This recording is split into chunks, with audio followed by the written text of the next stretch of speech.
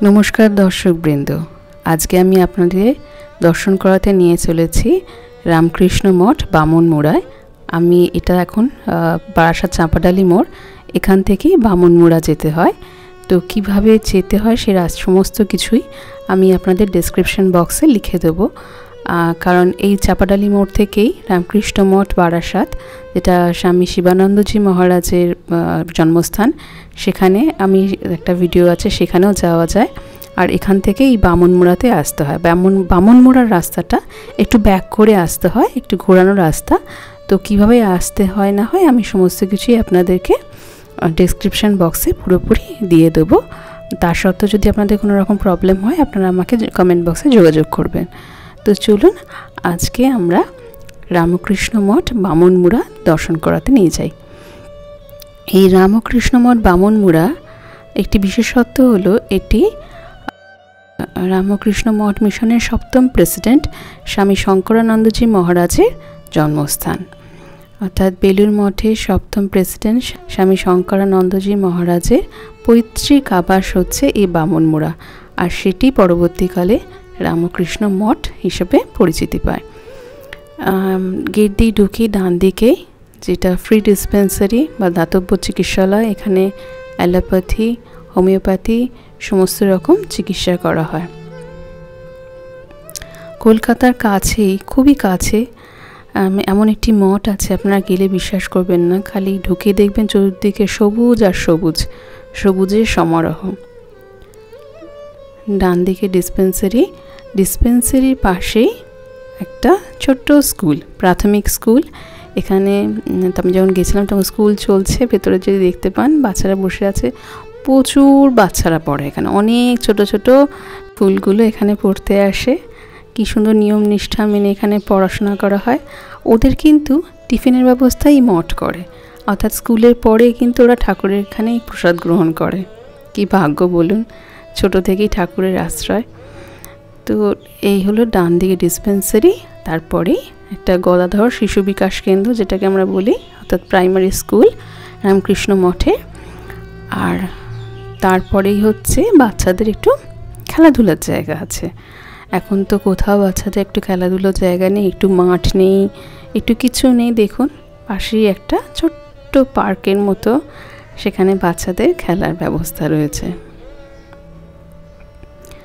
প্রকৃতির সবুজ কোলে শিশুদের একটা সুন্দর স্কুল, আর তার সাথেই একটা খেলার জায়গা। আপনি যেদিকে তাকাবেন দু চোখ ভরে দেখবেন শুধু সবুজ আর সবুজ।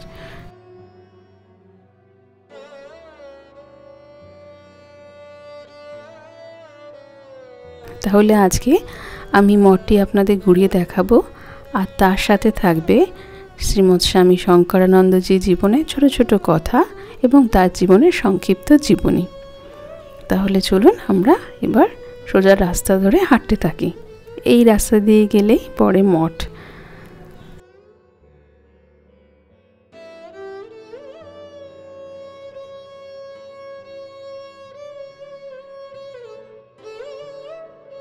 অনেক বড় এরিয়া এবং পুরোটি এই রামকৃষ্ণ মঠ আন্ডারে পড়ে। প্রথমে এটি শ্রী রামকৃষ্ণ সেবাশ্রম নামে পরিচিত ছিল, যেটি 1963 খ্রিস্টাব্দে প্রতিষ্ঠিত হয় বামনমুড়াতে শ্রী রামকৃষ্ণ সেবাশ্রম। পরে এটি 2007 সালে রামকৃষ্ণ মঠ বামনমুড়া নামে পরিচিত হয় এবং 2016 সালে এবং এটি বেলুর শ্রী রামকৃষ্ণ মঠের অধীনে আসে এবং তখন থেকে সরাসরিভাবে এটি বেলুর রামকৃষ্ণ মঠের সাথেই যুক্ত। অর্থাৎ খুব একটা বেশি দিন নয়, 2016 সালে এটি যুক্ত হয়েছে বেলুর রামকৃষ্ণ মঠের সাথে।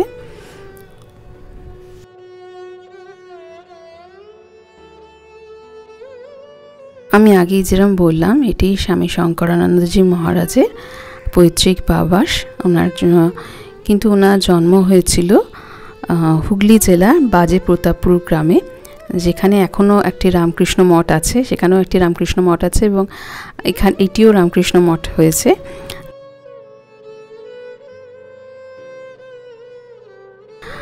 দশই মার্চ 1880 খ্রিস্টাব্দে মহারাজজি জন্মগ্রহণ করেন। ওনার পূর্বাশ্রমের নাম ছিল অমৃতলাল সেনগুপ্ত। 1902 সালে উনি মঠ জয়েন করেন এবং 1906 সালে স্বামী ব্রহ্মানন্দজির কাছ থেকে উনি সন্ন্যাস দীক্ষা নেন। হাঁটতে হাঁটতে আমরা মঠের যে গর্ভগৃহ মন্দির সেটির কাছাকাছি এসে উপস্থিত। এই যে দেখুন মূল মন্দিরটি। তবে মূল মন্দিরটি দেখার আগে আমরা আশেপাশটা একটু ঘুরে নিই যেরকম করি। তো মন্দিরকে বাঁ পাশে রেখে আমরা হাঁটতে হাঁটতে সোজা পুরো মঠ চত্বরটাই ঘুরে বেড়াচ্ছি। এবার দেখুন সব জায়গায় সুন্দর পাকা রাস্তা করা রয়েছে।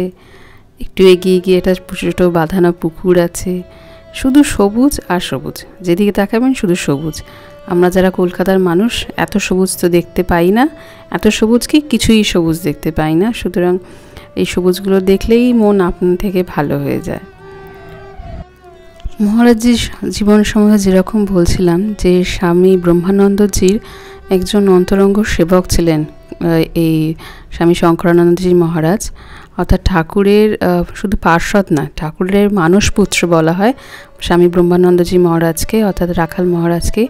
তার উনি সেবা করেছেন। সুতরাং তার সেবা করা মানেই অবতারকে সেবা করা, ঠাকুরের সেবা। সেই ওনার একান্ত ব্যক্তিগত সেবক ছিলেন মহারাজ।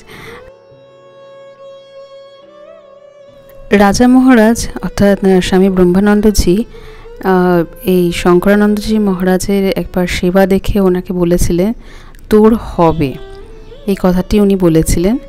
আবার গিরিশচন্দ্র ঘোষ অর্থাৎ ঠাকুরের যে ভক্ত ভৈরব, সেই ভৈরবের কাছে একবার মহারাজ গিয়েছিলেন। তখন উনি পূর্বাশ্রমেই আছেন, ওনার মঠে যোগদান করেননি।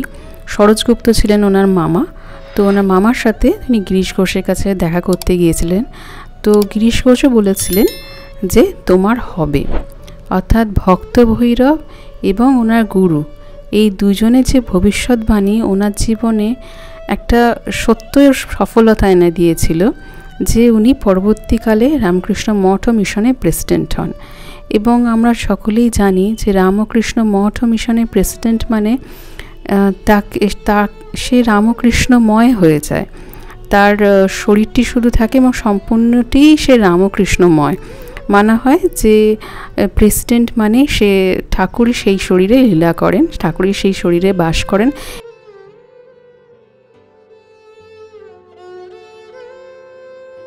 এবং সেই প্রেসিডেন্ট মহারাজের মাধ্যমে অগণিত ভক্তকে উনি কৃপা করেন। এটি বেলুড় মঠ এবং রামকৃষ্ণ মঠ মিশনে প্রচলিত বিশ্বাস এবং ধারণা। তো এই মহারাজ 1902 সালের শেষের দিকে বেলুড় মঠে যোগদান করেন এবং সেই বছরই 13 ডিসেম্বর উনি মাদ্রাজে স্বামী সদানন্দজি এবং নিবেদিতার কাছ থেকে শুনেছিলেন কোন এক সন্ধ্যায় যে ভগবান যিশুর জীবনের পুনরুত্থান এবং তার দিব্যানুভূতি। সেই সময় মাদ্রাজে শশী মহারাজ ছিলেন। তো শশী মহারাজের সেই সময় 5 জন মাত্র মঠে মেম্বার, খুব একজন কেউ ছিল না বাসন মাজার পরিষ্কার পরিচ্ছন্ন করার। তো এই মহারাজ শশী মহারাজের সাথে সেই মঠে ছিলেন এবং সমস্ত কাজ করতেন। সেটি বাসন মাজা থেকে শুরু করে পরিষ্কার করা থেকে শুরু করে সমস্ত কিছু। শুধু তাই নয়, তিনি সেখানে থেকে তেলেগু ভাষা শেখেন এবং শশী মহারাজ যখন রামানুজ চরিত্রটি লিখছিলেন, ওখানে সংস্কৃত ভাষায় অনুবাদ করছিলেন, তখন উনি খুবই সাহায্য করেছিলেন, কারণ ওই রামানুজন চরিত্রটি তেলেগু ভাষায় ছিল। তো সেখান থেকে অনুবাদ করা সমস্ত কিছু এই মহারাজ কিন্তু খুব সাহায্য করেন। বিল্ডিং নির্মাণে খুব জ্ঞান ছিল অমূল্য মহারাজের, অর্থাৎ শঙ্করানন্দজি মহারাজের বিল্ডিং নির্মাণে খুব জ্ঞান ছিল।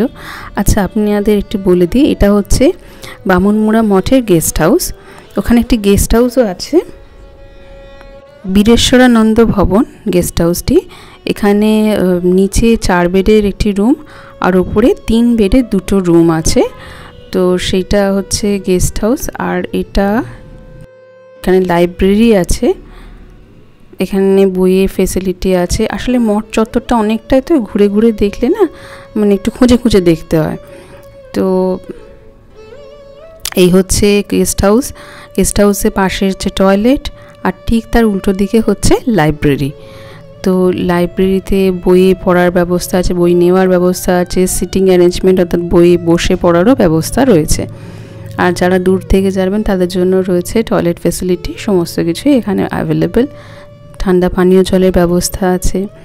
আর যেটা বলছিলাম যে গেস্ট হাউস, সেখানে নিচে 4টি বেড এবং ওপরে 3 বেডে 2টো রুম আছে। আমি বাইরে থেকে দেখলাম এসি রয়েছে, এসি ফ্যাসিলিটিও আছে। আর কিভাবে আপনারা বুকিং করবেন সমস্ত কিছু ডিটেলস আমি ওনাদের ইমেল আইডি ডেসক্রিপশন বক্সে দিয়ে দেবো, ফোন নম্বরও দিয়ে দেবো। তো আপনারা ফোন করে কথা বলে নেবেন। এবার হচ্ছে যদি ভোগ প্রসাদের কথা বলি, তো ভোগ প্রসাদ আপনারা যেদিন যাবেন সেদিনকে বললে কিন্তু ওনাদের একটু অসুবিধা হয়ে যায়। সুতরাং ওনাদের বিব্রত না করে আমি ফোন নাম্বার দিয়ে দেবো ডেসক্রিপশানে। আপনারা যদি ভোগ প্রসাদ পেতে চান তাহলে আগের দিন ফোন করে নেবেন, আপনারা কজন যাচ্ছেন সেটি জানিয়ে দেবেন, তাহলে ওনারা আপনাদের প্রসাদের ব্যবস্থা করতে পারেন। আমি যেহেতু কিছু না জানিয়ে গিয়ে পড়েছিলাম, তো সেহেতু আমি ভোগ প্রসাদ পাইনি, তবে মহারাজ নিরাশও করেননি, কিছু ফল মিষ্টি প্রসাদও আমাকে দিয়েছিলেন।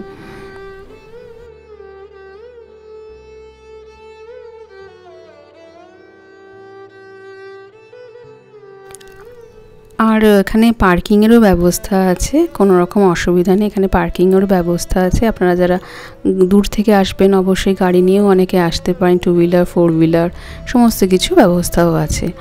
আর দেখুন মঠের ঠিক উল্টো দিকেই আছে একটি আম গাছ, এটা হচ্ছে মেলবর্ন, এই যে হচ্ছে সেই আম গাছ, এটি হচ্ছে শঙ্করানন্দজির নিজের হাতে বসানো আম গাছ, প্রায় 140 বছরের বয়স গাছটি।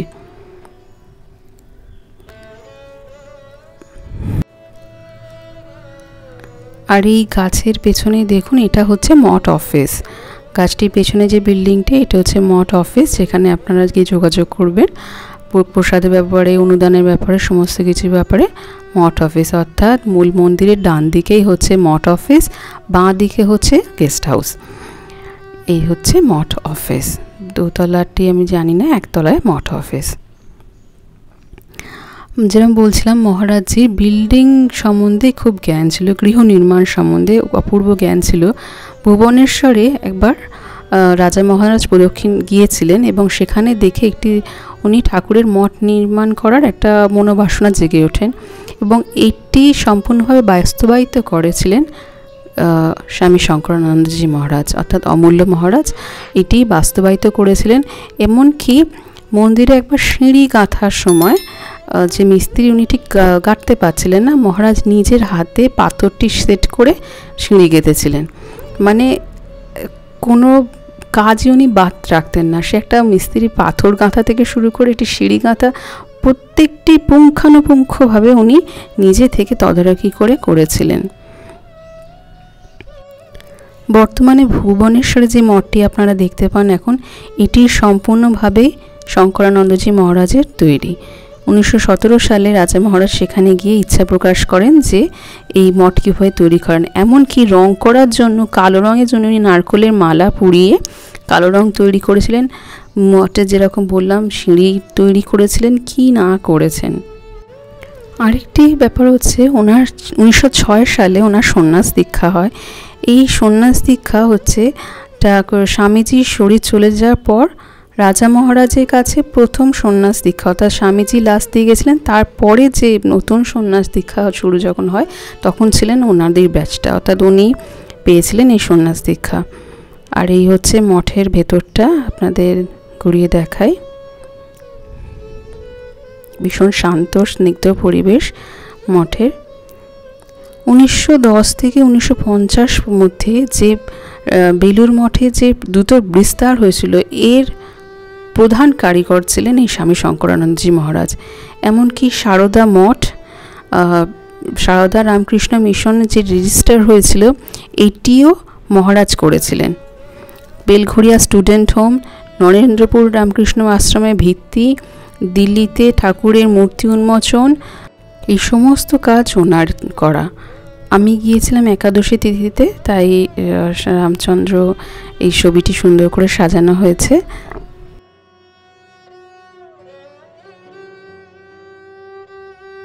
বহু পুরনো চিঠি, ঠাকুরের পার্শ্বদের চিঠি, এবং এগুলো ওনার কালেকশন করার একটা অভ্যাস ছিল, সেই জন্য স্বামীজি বহু চিঠি, আমরা যে পত্রাবলীটা পাই এটাতে কিন্তু ওনারই ম্যাক্সিমাম কন্ট্রিবিউশন। স্বামী অখণ্ডানন্দজি মহারাজের পত্রাবলী সেটাও ওনারই কালেকশন। উনি 1954 সালের 20 ডিসেম্বর সারদা মঠ রেজিস্টার করেন এবং অনেকগুলি নারীকে মায়ের জন্মতিথিতে দীক্ষা দেন। এবং আজও বেলুর মঠে যে মায়ের সমাধি মন্দিরটি আপনারা দেখেন, সেটি কিন্তু এই স্বামী শঙ্করানন্দজি মহারাজেরই হাতে তৈরি। আর এই যে দেখুন ঠাকুর, আমি বকবক করতে করতে আপনাদের সাথে শেয়ার, এই হচ্ছে ঠাকুরের মূল মন্দির। গর্ভগৃহে ঠাকুর বসে আছেন।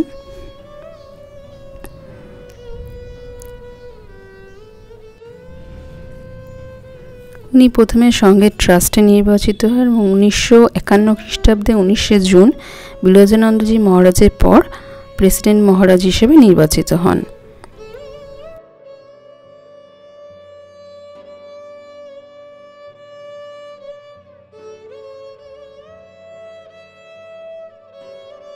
এবং 1961 খ্রিস্টাব্দে সারদা রামকৃষ্ণ মিশনটি উনি রেজিস্টার করান। মানে ওনার যে কর্মকাণ্ড সেটি অতুলনীয় অতুলনীয়। অথচ আপনারা অনেকেই কিন্তু জানি না যে এই সমস্ত কর্মকাণ্ডের পেছনেই একজন মহাপুরুষ রয়েছেন, একজন মহা সাধক রয়েছেন, তিনি হচ্ছেন স্বামী শঙ্করানন্দজি মহারাজ।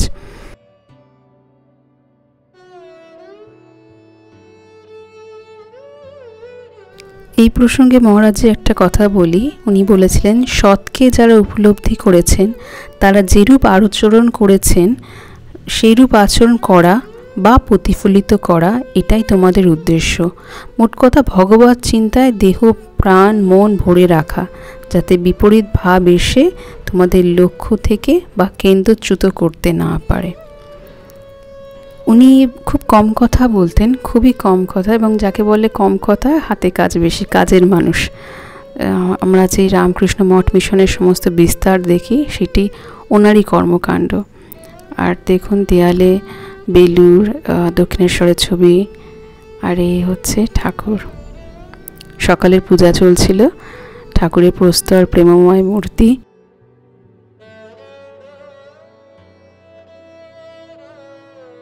ঠাকুরের বাম দিকে মা, ডান দিকে স্বামীজি।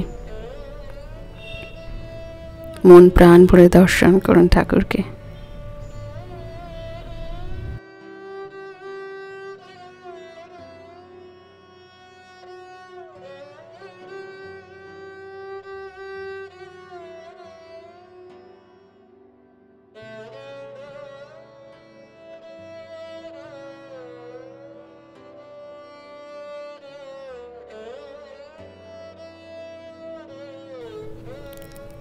কলকাতার খুব কাছেই যে এরকম একটি মঠ আছে আমরা কিন্তু অনেকেই জানি না, এবং সব স্থানও যে মঠ হয়েছে তাও নয়।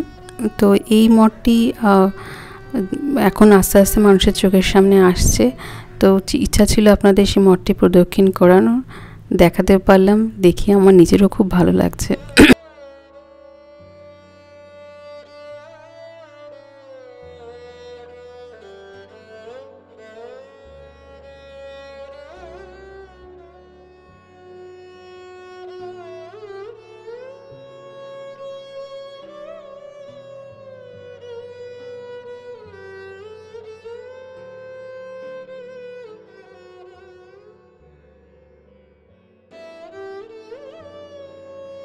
মঠ খোলে সকাল 6:30, বেলা 11টা পর্যন্ত খোলা থাকে। আবার বিকেলবেলা 4:30 থেকে 8টা পর্যন্ত মঠ খোলা থাকে। আর অফিস ঘরে যোগাযোগের সময় হচ্ছে সকাল 9টা থেকে 11টা, বিকেল 4:30 থেকে 6:30। এই সময়ের মধ্যে আপনারা অফিস ঘরে ফোন করতে পারেন এবং অফিসে যোগাযোগ করতে পারেন।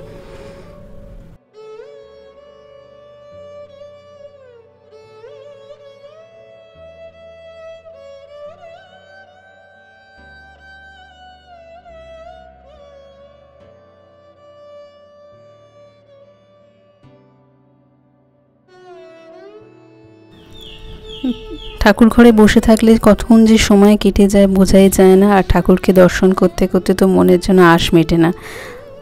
তবু ফিরে যাওয়ার সময় হয়ে আসছিল। এবার ঠাকুর মা স্বামীজিকে প্রণাম করে আমরা ফিরে যাচ্ছিলাম।